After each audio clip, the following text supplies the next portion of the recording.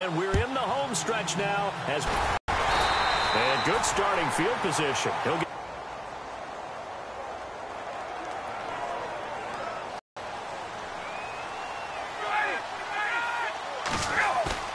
now a play fake, but couldn't connect.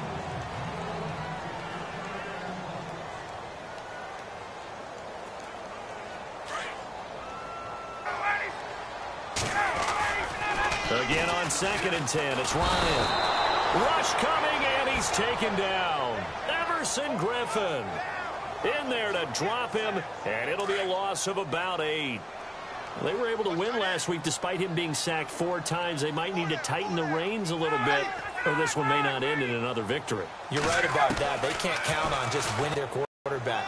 Got to stop that, give him clean lanes to throw the football in order to have a better chance to win again this week. There's an example of good situational football being played by a defense. They understood where the 3rd down play was, the down and distance, and made sure that they didn't get anywhere near that, bringing up 4th down. Yeah, they were sniffing out that marker, didn't want to let him get close to there, and now a likely 3 and out to start. Yeah, I love the way they rallied to the football and got to him and made sure they didn't give up much run after catch.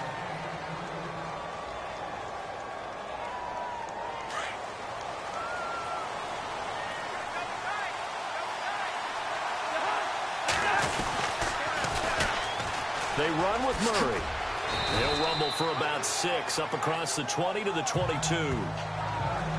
And the numbers for Latavius Murray last time out. Very productive. 3 touchdowns, 2 of them on the ground, 1 through the air. And it will always be a compliment to say that a guy's got a nose for the end zone, and he sure had it last week. That was 2nd down run for Murray. Looking for a cutback lane, but nothing there as he's met at the line of scrimmage. No gain on the play that time, and they'll look to convert on what will be a 3rd and 4.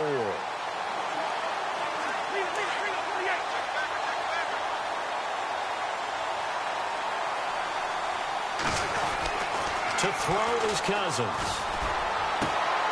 Oh, a battle for it here, and this will be caught.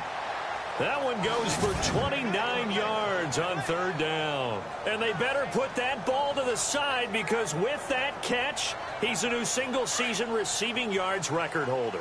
What a fantastic year. And we saw it start early, didn't we, partner? Right out of the gate, we knew he was going to have a tremendous year, but who knew it would culminate in... Murray fighting, lost the football, and the Falcons grab it. 30, past the 20. And he gets in. Touchdown, Atlanta. Even the great ones, some of the best, they're not immune to the fumble, and here it really hurts them. If the ball gets away from any runner's body, that's when the defense pokes at it, swipes at it, swats at it, and finds a way to create a big play for themselves. The scoop and score, always an exciting play in football, and we witnessed it there, grabbing it off the ground and then rumbling it into the end zone for 6. Here's the dangerous Tyreek Hill. And he'll take it back to about the 19-yard line.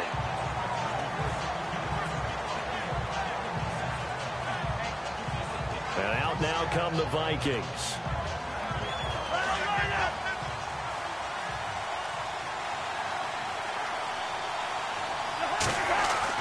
Cousins now to throw on 1st down. Going deep for Diggs. So they took a shot on 1st down but couldn't connect.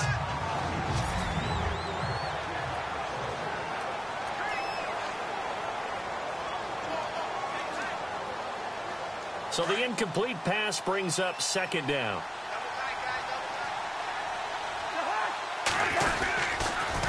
Now they'll run it on the toss. Trying it 3rd and 10. Wasn't able to get anything, no gain. Fumbled once already. Maybe he's being a little careful. Not necessarily on that play, but I'm sure that's in his mind somewhere. Oh, without a doubt, because protecting the football is job 1 for anyone who's carrying it. And that's exactly what he tried to do on that play, but it didn't gain him any yardage. He can run for it, and he will. The decision to tuck and run gets him 3, but that's not enough. Now it's 4th. And they had an extra defensive back on the field on that play, and the coverage was excellent. He tried to pull it down and run for it, but they rallied to him and kept him short of a 1st down. On 4th down, they do snap it to Cousins. eluding the pressure right. He may try and run for this. And he's able to get it to the 33. Good enough for a first down. Give him 10 that time, escaping the danger, running with it, and picking up a first down.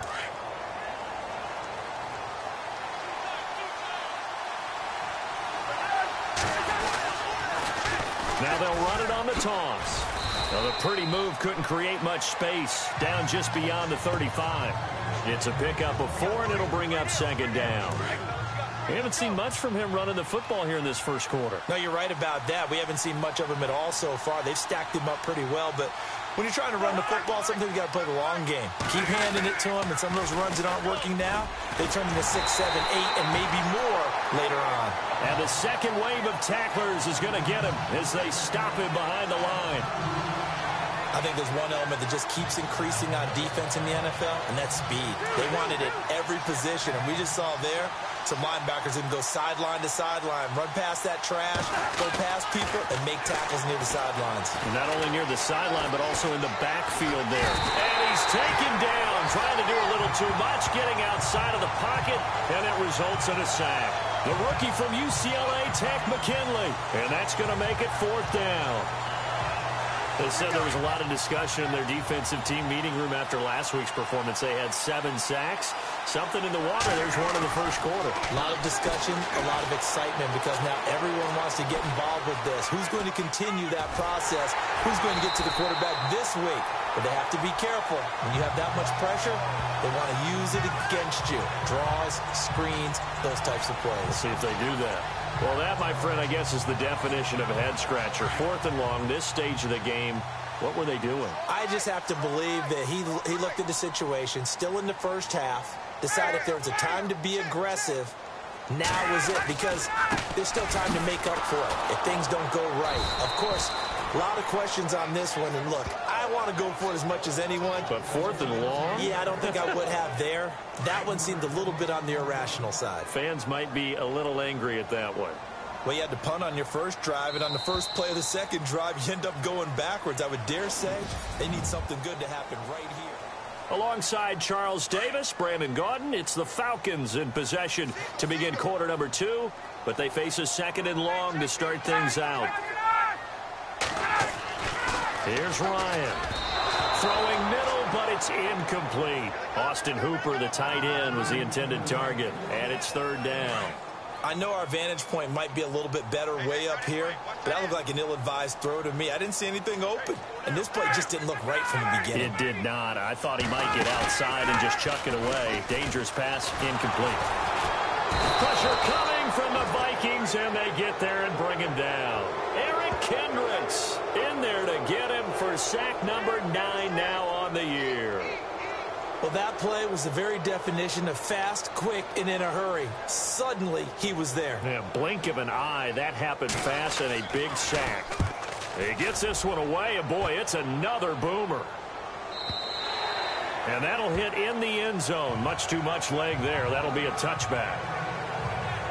We remind you, coming up later tonight, we got a good NFC battle. The Eagles and Seahawks from Seattle, coverage starting at 8:30 Eastern. And tomorrow we'll put a bow on Week 13 with an AFC North matchup between the Steelers and the Bengals from Cincinnati. A hard-hitting battle right there. They begin the drive with a run by Murray. And he goes nowhere. He'll lose yardage back at the 17. A loss of a full 3 yards, and now it's 2nd down. Partner, you mind if I take off this headset and put on a coaching headset? You want to get this running game going? I want to get this running game going. I'm going down there and saying, gentlemen, we have got to run the football. We've got to get it going right now. Yeah, to this point in the second quarter, it has been a struggle. Again, it's Murray. And he'll take this one up to about the 23.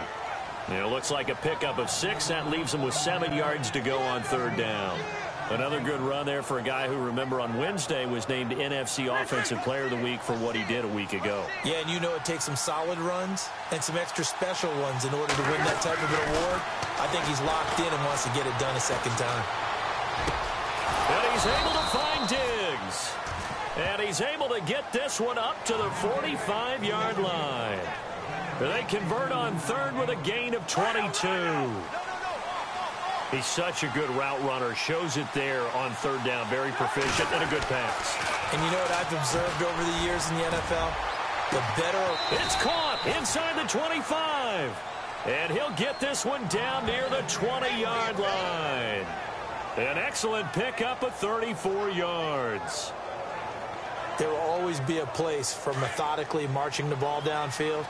But when you can pick it up in big chunks and strike like that, have explosive plays, that's often the difference in winning and losing. Those types of plays that can knock a defense off balance, that'll drive a team towards a victory. Call it a gain of 4 on first, and that'll make it second down. Well, if the coaching staff's doing a good job upstairs, they'll file away what they just saw from the defense right there. They sold out to stop that running play. I'd say keep that in mind. They want to try that again. Go play action, hit them over the top. And he will lose yardage here back at the 20. 3rd and 12. So the myth has been shattered. Every cornerback in the league is not just a cover corner. Some of them will stick their nose in there and make plays exactly as we just saw there. A big loss suffered by the offense after that nice tackle. Incomplete. Both players were there offensively and defensively, but it falls incomplete. I tell you, Brandon, this defense is playing with some confidence. Haven't allowed a point yet. Flying to the football. I'm telling you, it's almost 11 to the ball on every snap. Another nice job there to force an incompletion. That is caught right at the 10-yard line. The decision to go for it pays off, and now they're set up 1st and goal. Well, the field goal attempt was well in hand. They had that, but they decided to go for it anyway. Extreme confidence, it looks like. Yeah, but I bet the defense is going to remember this one, right? They kind of rubbed their nose in it. They'll try to run it in with Murray. And a short pickup there down to about the 9. Only a yard that time, 2nd and goal. Well, it's been the air game that's taken them down on this drive before they finally turned around and handed it off on the last play. And now they're looking for the big boys to get him in the end zone. Couldn't do it there. It'll be interesting to see. Offensive lines had to pass block a lot on this drive. Will they be able to revert and fire out and create some space in the run game?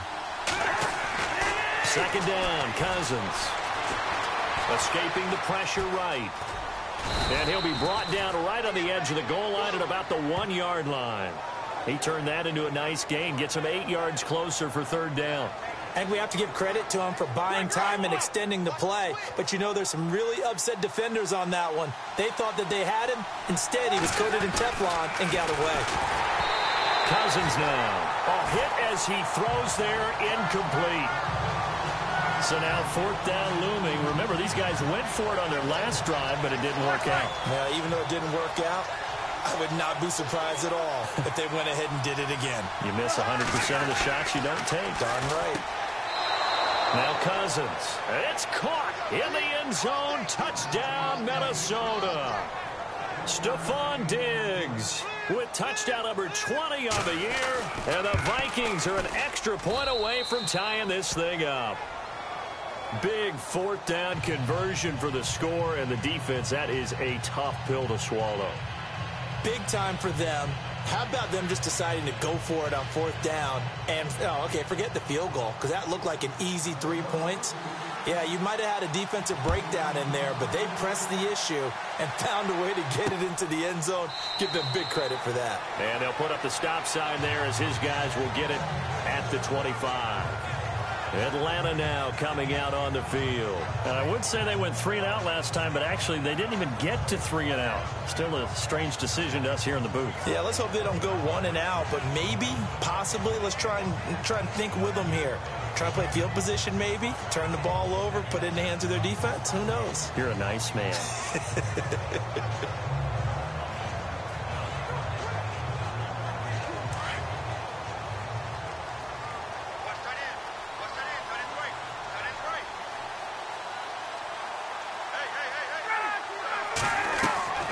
On 1st and 10, it's Ryan. This one complete to Mohamed Sanu. A good pickup there. 8 yards on the 1st down completion. We didn't need to ask around the league, but we got to confirm this guy's a good player. They've got to find a way to get him more involved, call a few more plays that target him. Absolutely, because here we are toward the end of the 1st half, and that's the first target, not just the first catch, first target. Now Ryan on 2nd down. And no escaping this. this time as he'll go down. They got him for a sack. Ben Gideon in there to drop him for his 11th sack of the year. Man, he got in there so quickly, Charles. What could the offense have done to adjust and account for that? But what you're hoping is that you figure out and you see and get a clue that maybe there's going to be some pressure coming at you, and you change the blocking schemes. Maybe you go to max protection. The biggest one is maybe you bring your running back in to try and keep you clean. But in that case, that didn't happen. Zero accountability, and a sack resulted.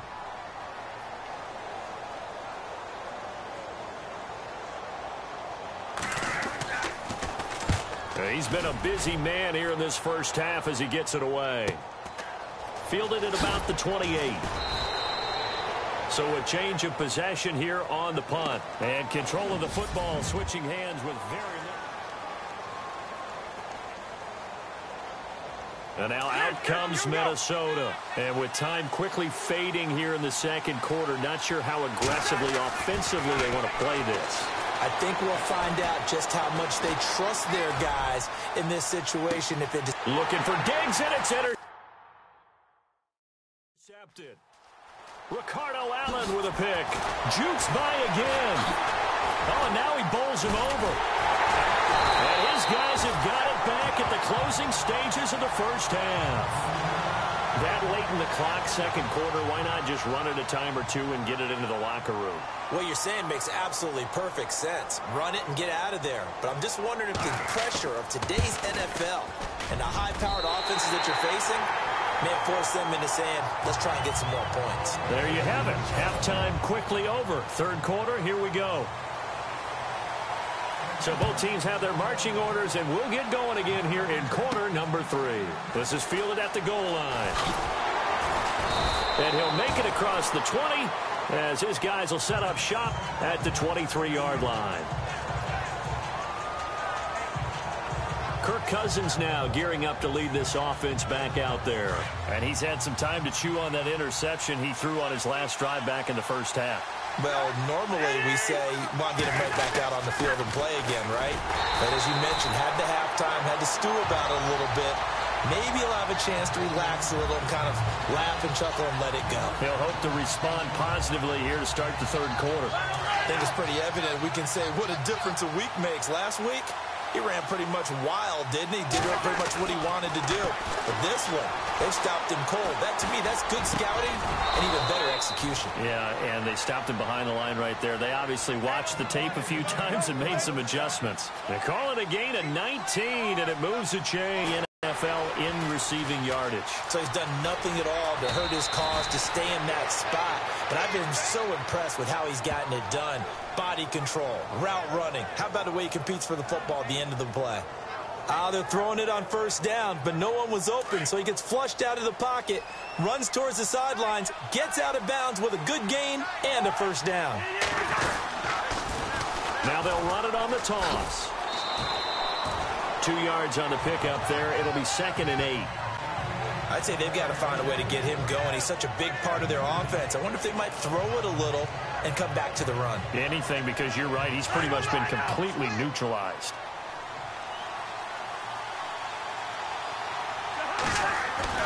Now a 2nd down throw for Cousins. And the hit jarred loose. It's incomplete. A pretty good coverage there, and both of these defenses, they've had good coverage throughout this one. No doubt about it, and in today's NFL, where we're used to a bit more scoring, this feels almost like a well-pitched game in baseball on both sides, where the tension continues to build. Who's going to make the big play?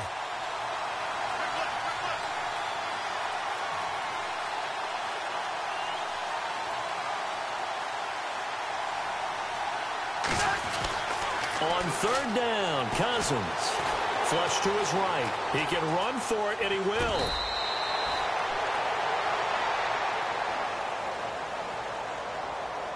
Personal foul, unnecessary roughness, defense. Now, I know it's an emotional game, Charles. You can't do that. And when you get into your film sessions and you argue your case with your coaches, that's exactly what they say at the end. You just can't do it. It costs your team. Now they'll run it on the toss. And this has been a familiar sight all afternoon as they stop him behind the line. It'll be a loss of a yard, and that'll bring up a 2nd and 11. All right, Brandon, you know me as well as anyone. You know I don't usually advocate abandoning things during a game, but here we are in the second half. I think it's time to change things up. Let the running game go a little bit. Let's get to the passing game, and if you still want to get in the hands of the runner, maybe you swing it to him, throw it to him a little bit, try it that way. A nifty bit of scrambling there. 12 yards, 1st down. Man, defensively, that hurts. They got him out of his rhythm. They had him hemmed in, but somehow he was able to tuck it away and get away for a gain. Now they'll run it on the toss. And this has been a familiar sight all afternoon as they stop him behind the line. A loss of a full 3 yards, and now it's 2nd down. Wasn't that long ago that the NFL guys really didn't adopt much from the college game. But one thing that has crept in there is spreading things out, opening things up, not even just in tempo, but maybe getting better line splits and spreading the field. I think that would be a great strategy right now to try and open things up in the run game. And here he'll get it down to the 7. A nice job of eluding the pressure there, scrambling for 11. Partner, as a quarterback, sometimes you just got to know when the clock has gone off in your head, it's time to go. Tuck it and get all you can. Cousins on 3rd and 2. Flushed out right. Hammering for the goal line. He loses the football. And the Falcons say they have it. They do. I know that taking care of the football is something that's drummed into every guy who plays this position, no matter what, whether he's running it, in the pocket, out of the pocket.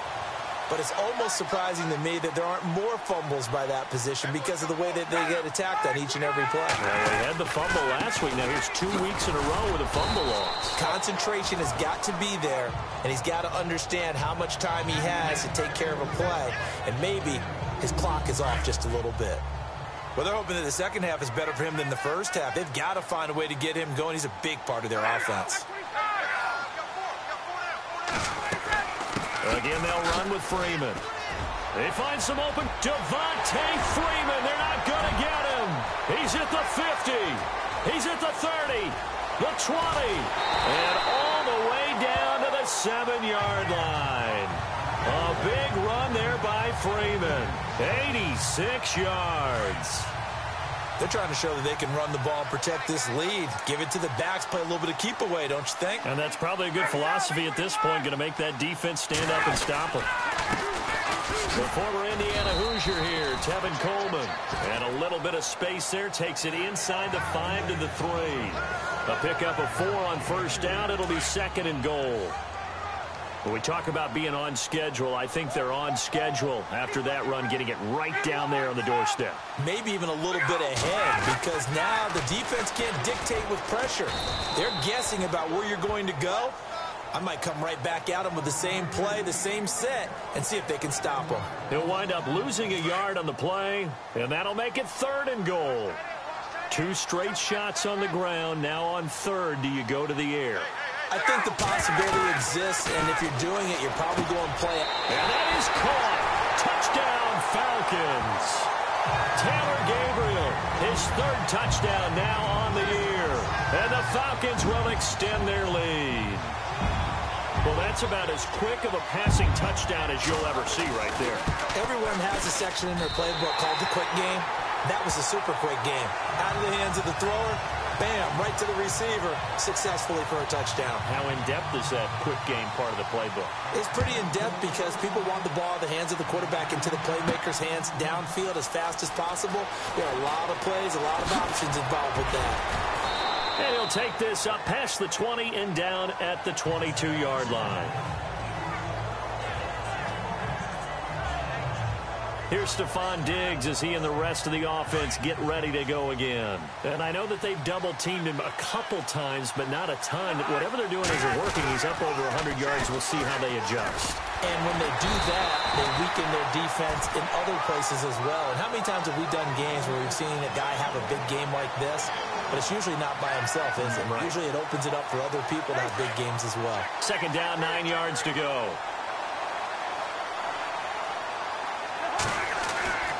Cousins to throw it. He's got the connection over the middle to Diggs. And he'll be brought down on what's going to turn out to be the final play of this third. Back now here on EA Sports. It's the Vikings in possession of the football, but they need some points. They're trailing here to start the fourth. Here's Cousins. Oh, there's that man again. It's complete. And he's going to get this all the way down inside the 35. That goes for a gain of 31. You cannot write these guys off just yet, not with a quarterback like that under center. You mean it actually crossed your mind with him running the team that you could actually maybe write this game off? Not yet. Not a chance. Not with him. We've seen it too many times. And inside the 20 before he's brought down. Another nice gain, 16 yards there and a first down again. Defensively here, you've got the cushion, but back-to-back pretty big pass plays there. Bend but don't break, but are they bending too much? I think that they are. To me, it'd be like playing basketball, and you put up a toe. And he'll get into the end zone. Touchdown, Minnesota. Stephon Diggs, his 21st touchdown of the season. And the Vikings have made this now a one-score game. I know Paul Revere talked about by land or by side performance, aren't we? That's 2 touchdowns so far in this game. Where'd you pull that one from? And, you know, every now and then I actually listened in history class. And you're just a scholar all the way around. You're reading all the time. I like that you fit that in the broadcast. You know, I just grab a nugget when I can. So out come the Falcons now. Some good games going on in the early window. This might be the best of the bunch. And that last drive, it was all about the ground game, ground and pound. And I don't care how we're playing the game these days, offensive linemen still want to fire out and smack the guy opposite them and move the football on the ground. They feel better about that. That's what they want to do. That's how they want to play, and that's how they got it done. Yeah, they got it for a touchdown last drive. Let's see what happens here. Throwing now, Ryan on first down. Connects with Sanu right side. And he's brought down. 15 yards through the air and a first down. And another thing that makes the comeback route really effective is that oftentimes after you've made the initial move, receivers breaking away from the defensive back, and that makes it a really tough play to defend. And a nice chunky yardage picked up there. They run, Devontae Freeman. And a solid run down inside the 30. A solid run on first down. Gain of 7 leaves him with a 2nd and 3. I like that run right there, partner. Not the flashiest run, not the one that's going to break for big yardage, but he understands the situation. And taking care of the football, paramount, and he got it done. Nursing that slim lead, you're exactly right. Hold on to that ball. A fake to Freeman. Now it's Ryan. And a big loss here as he's taken down. Linval Joseph able to get in and run him down for a loss of 14. The amount of sacks that they've absorbed in this game is absolutely extraordinary. Let's just face it. This offensive line, flat out, cannot handle this pass rush. It's been demonstrated time and time again. It's caught. Jones. And they're able to convert on third with a solid gain of 23. And he's top 5 in the league in terms of receiving yardage because of plays like that. What have you seen from him on film that you like so much? Well, I'll strip away everything else and get to what we call the moment of truth. When the ball's arriving and there's a defender there, he just comes down with the ball. He competes and takes it away. Great. Now look at this. They get the turnover they needed. It's intercepted. Picked off by Harrison Smith. And not much on the return there. He'll take it only up to the 9-yard line. Critical error there in a tight game of the fourth.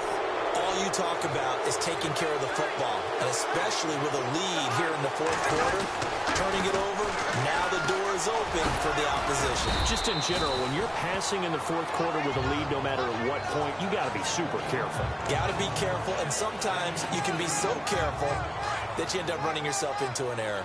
Well, partner, I know this type of running back. I mean, this size, this intensity usually gets better as the game goes on. I can just tell you from experience, the first few quarters, oh, you're eager. You come running up there, I'm going to tackle this guy. By the fourth quarter, you're coming up and thinking about it. And D-line wearing down fourth quarter. Yeah, that's not a guy they want to see consistently. This is 3rd and 2. Maybe the biggest play in this football game. Time for a break. We'll come back for the electrifying conclusion after this. Back to throw. Eluding the pressure right. He may try and run for this. And he'll get this up past the 25 before he's out of bounds. Nowhere to go downfield, but he's able to get out of bounds and stop the clock here with a first down. Late in the game, defense trying to avoid a big play. He's able to work out of the passing game, turn it into a run, pick up the first, and stop the clock as well. And you know in this situation, everything is sped up. The intensity, the thinking, everyone's movements. But for a quarterback, he has to continue to do what we call flatliner. Level in everything he does and read the clock, feel it in the pocket, and go at the appropriate time. 2 yards on the carry there. It'll be 2nd down. Seems pretty obvious defensively a key was stopping the run game. How have they done it so successfully? To me, it seems that these guys really did a nice job of paying attention during the scouting report meeting. And you know, Brandon, when they do those, they talk about the top plays that these guys like to run. The best runs for the top running back, those are the ones you focus on and want to take away. And they've done that pretty successfully in this game. He'll wind up getting 4 there on his own, but it will leave him now with a 3rd down situation. He'll look to throw. Open man is Thielen is complete. And he fumbled it. It's on the ground. And the defense not able to get it. From a defensive perspective, what's that moment like when you realize the ball is loose? It is a moment where all concentration goes right to the football. This is something you've talked about in all your preparation for the game. You probably talk about this training camp. Knock the ball free, take it away from the other team, and now you have that chance. There's a little bit of deflation when they end up recovering it. They knocked it free. They couldn't take it away. He's back to throw. Oh, no, he lost the football. And the Falcons say they have it. They do. A little careless with the football, and he also had a fumble loss last week, didn't he? He certainly did, and when I'm watching him play, the one thing that comes to mind is always remember, traffic, turbulence, people around you, 2 hands. Get 2 hands on the ball. Grip it tight. I know it looks cool to have it in one hand. Put it away, tuck it away, because you've got to take care of the ball. That's going to go as a loss of 2, and it'll be 2nd down. Well, forget about finding a lane there. He barely had time to look up before he was planted in the backfield. Probably fortunate he was able to hold on to the football.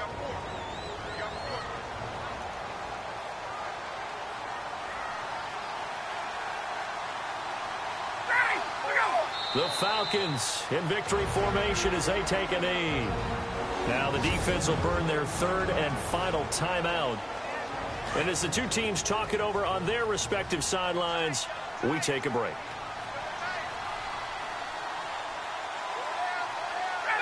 Ryan heads down to a knee, and that should wrap this one up. Here's Matt Bosher now, as he'll punt it away for the 4th time today.